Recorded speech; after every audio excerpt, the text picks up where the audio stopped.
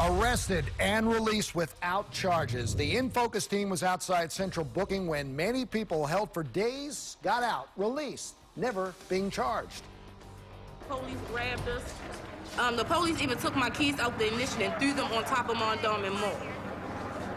For no reason, like, this is crazy. I understand there is some people out here that really were doing things, but you do have people out here that did absolutely nothing. They just got caught up in a crossfire and they just brung them in and had them sitting for hours.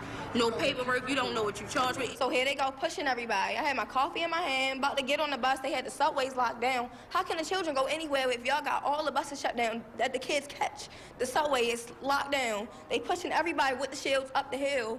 I'm like, can I pick up my hat? They like, no, you know what, just take her in. I'm like, I didn't even do nothing. I'm just trying to pick up my hat and go about my business. And I got locked in for 3 days with no charges. No charges at all. Our next guest saw the roundup and made her way directly to Central Booking to see what she could do. Her name is Marci Tarrant Johnson. She's a public defender, and she posted her experience on Facebook, and it went viral. It started off just your immediate thoughts, and then it caught fire, didn't it? It did. It went. It was unbelievable the kind of reaction it got. I've received messages from people across the country and some people in other countries. Unbelievable. All right, you said you were not prepared for what you saw. What did you see? Well, when we went in there, I was part of a group that was preparing to do habeas motions for people that we believe were being illegally detained. Our small group was sent over to the women's section, and it was unbelievably overcrowded. I've never seen it like that. It's always overcrowded, but it was bad. How many times are you at Central Booking, typically? Oh, at least once a week. Then you've never seen a crowd like this? No, and I actually did work briefly at Central Booking years ago, so yeah, no, I've never seen a crowd quite like this. We did walk through where the men were being held, but I was primarily with the women. There were probably 10 to 15 women per cell. I don't even know if I would call it that because it's not a typical cell. It's meant to house people for an hour or two, 3, maybe 8, but certainly not 48.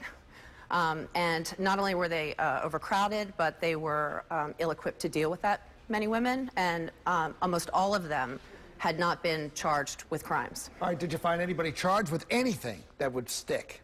Well, I mean, I don't think it's for me to judge whether or not something would stick, but the vast majority of women weren't charged with anything. They had not seen a commissioner, they had not had a bail set, they had not had a probable cause determination because there were no charges filed.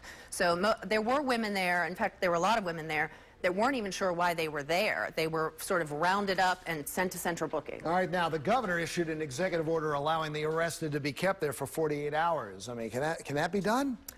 Well, that's arguable. Our office was prepared to argue that it was an illegal detention.